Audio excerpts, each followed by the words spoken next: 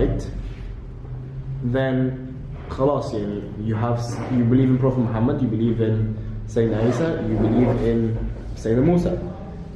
If Christianity is right, you don't believe in Prophet Muhammad. Not really.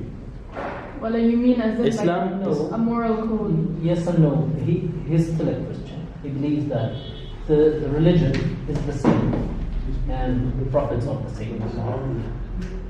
So it's تعليمات مش core essence. يعني the only difference is not connected to Islam, but he believes Islam is okay. Is teaching the same teachings as Christianity. They are calling for the one God. So then he will have nothing to lose by going into Islam and reading about it. أيوة.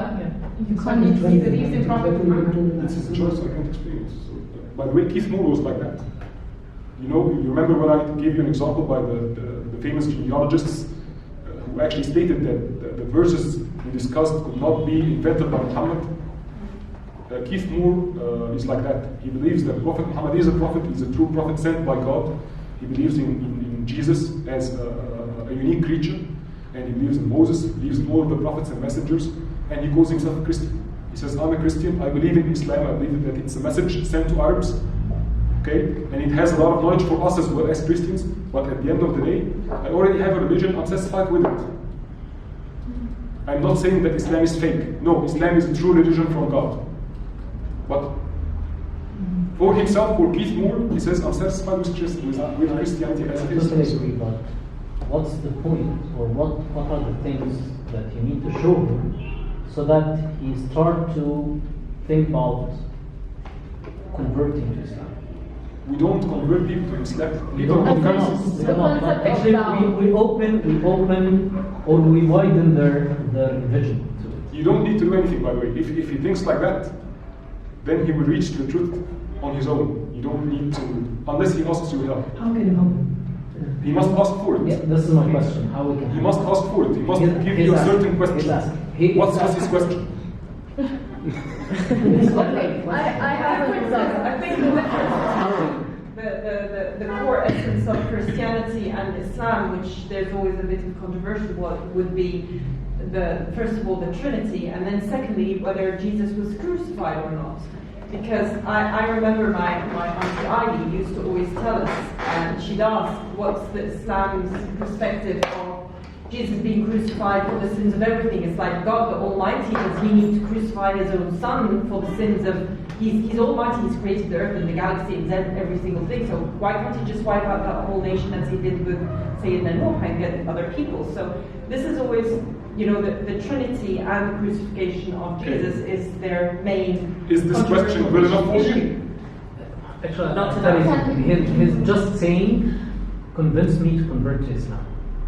I don't have to convince you. I don't have to convince you. He's asking for it.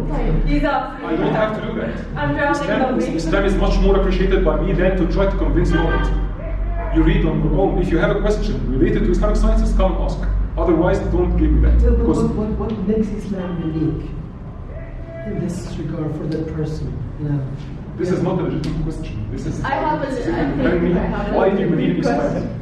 Okay, this is a real life example. We have someone in uni with me who is, I think, Catholic Christian, but he's read into all of the other religions, and my friend who is Iraqi Muslim was praying once in the direction of the Qibla, and when she finished praying, he came up to her and said, is the Qibla that way? And she told him, yeah, and he actually prayed exactly like we do. But he still says that he is a Christian Muslim because of his upbringing with his family, and he's really close to his parents.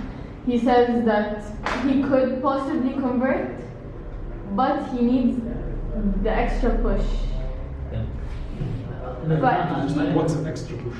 Exactly. What do you tell him to convince him that? I don't have to tell him anything. No. It's not my duty to convert people to Islam. It was not the Prophet Muhammad's duty to convert people to Islam. I understand. Islam to then clarify. If they have a question, let them put it forward directly. I don't like those kind of He doesn't have a question. I understand your point. So you should only be answering specific questions. Of course, I'm not going to ask vague, I'm not going to answer to vague questions or huge questions like those. Tell me something that would convince me of Islam. Why should I? Not this question, but Why should I? why Jesus is not the Son of God? This I can answer, yeah. Okay, now we can speak, because this is a logical matter which we can discuss together. If a Christian comes telling you, why don't you believe in the crucifixion of Jesus? I can answer to that.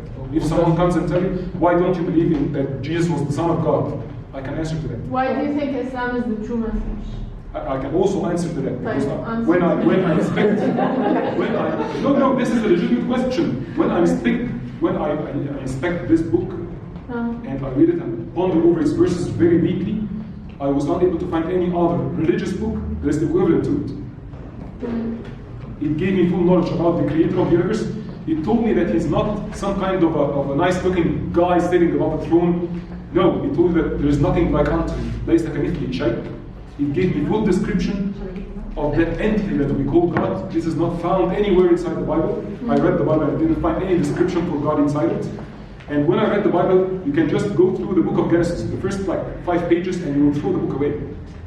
And then God created the heavens, and he found them looking good. So he said, okay, let there be heavens. And he created the earth, and he found the earth looking good. So let there be the earth. And amazingly, when he created Adam and put him inside paradise, the heavenly paradise of the Bible, he entered paradise looking for Adam. Where are you, Adam? What kind of nonsense is that? God cannot see where's Adam, and he's calling for him, and you believe that this is the book of God? I'm sorry, I'm not like that. I was not named like that. Intellectually above that. I was not named like that. Yeah. I'm not going to believe that this is the word of God. But when I read this book, it's totally different. It answers a lot of questions related to science. It answers a lot of questions related to philosophy. Take a look at the start of the Western philosophy. Who started to speak about philosophy in the West? The first person who did this after Muslims did it by centuries was Francis Bacon. And after Francis Bacon, Roger Bacon. One of them was French, by the way. One of them was from Britain. Roger Bacon was from Britain, and Francis was, I'm sorry, the opposite. Francis, although his name is Francis, he was British. Okay? And amazingly, if you try to search who were his role models in philosophy, they were all Muslims, Ibn al-Tufayl, al-Farabi, and others. So, when I really inspect that book, I find that it includes a lot of knowledge inside it that is never included in any other book on earth. Why shouldn't I believe that Islam is the true religion sent from God? Why shouldn't I, in this case, believe that this book is the final message from God to human beings? Can you answer this question? Why shouldn't I believe in it? So if this is a Christian speaking, I'm going to ask him this question. I'm going to respond and then ask him this question. Why don't you believe in this? Can you bring me one verse that you find illogical inside it? And then I'm going to discuss with him this verse. He's going to tell me, for instance, it orders men to beat up women. Okay, let's discuss this verse. So if you have some kind of misconception, we can then speak. Okay, definitely the answer to the question may be different from one person to the other. Okay, so Ehab's understanding of his religion based on reading the book. Maybe I'm going to look into the model of the Prophet ﷺ, this is my way into Islam. So again, I mean, the answer is different. But really, I'd like to learn from this discussion that whenever we're asked the question, we're asking to explain things about Islam, let's try to be more specific. Because the more specific you are, the more the target you are. Try to, even if he asks you, even if the other person asks you a general question, try to, ask him to be more specific.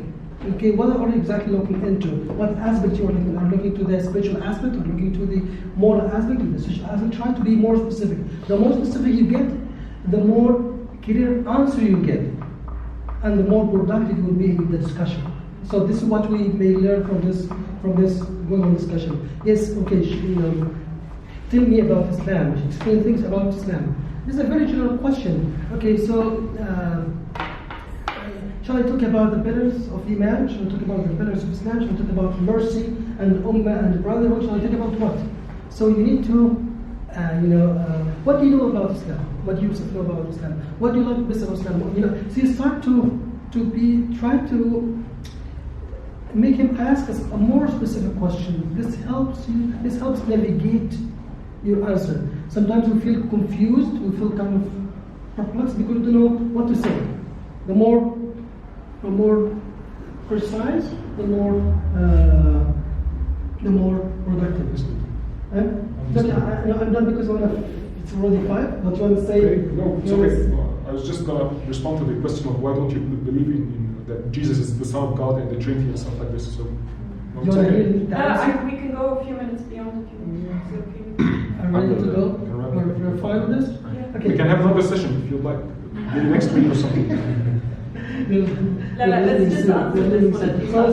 Let's continue that. Okay, well, this is the chief of Trinity, which they preach, which Christians preach, and this is the Holy Ghost, and just write HG. And they will tell you that the Father is God, the Son is God, and the Holy Ghost is God. But the Father is not. The Holy Ghost and the Father is not the Son, and the Son is not the Holy Ghost. What? Do you find any logic in this? No. So if some Christian comes telling you, why don't you believe that Jesus is the Son of God? Tell him, from where did you get the idea that Jesus is the Son of God? Where does it say inside the Bible? Where does Jesus say inside the Bible itself? I am the Son of God. And even sometimes it's said that he's the Son of God, but not in the sense that he's the physical Son of God. No, that he's a pious person. Because in the Old Testament you find sons by the tons, as they call it. Sons by the tons. You will find a lot of people are called the sons of God. The sons of God in the Old Testament. The sons of Israel is sometimes called the sons of God. Solomon is sometimes called the Son of God. David, the Son of God. Many prophets were given that same title, the Son of God. What does it mean? In the Hebrew language, it means that he's an extremely pious, religious person. And the Son of Power, this means that he's strong. The Son of Wealth, this means that he's rich. This is how they spoke. It doesn't mean anything. Father and Son. Sorry? Is there also a relation between the Father He's and not, Son? he's not. He's not, yeah? He's not. So the two, we have to know. but I mean, exactly as you said now, I mean, I've met with an archaeologist, an American archaeologist. He's maybe like 70-something years old. He has been into all these different types of questions, comparing the Bible with the Quran, and he actually said the same thing about the meaning of son. Yeah. You know, he had a wonderful 30-40 page explanation to the different verses in the Bible. Speaking about sons of Speaking God. about sons of God and what does it mean in that specific context. So yes, So this, when it comes to the Trinity, we're believing that Jesus is the Son of God. When it comes to the crucifixion, I have a very simple question for any Christian.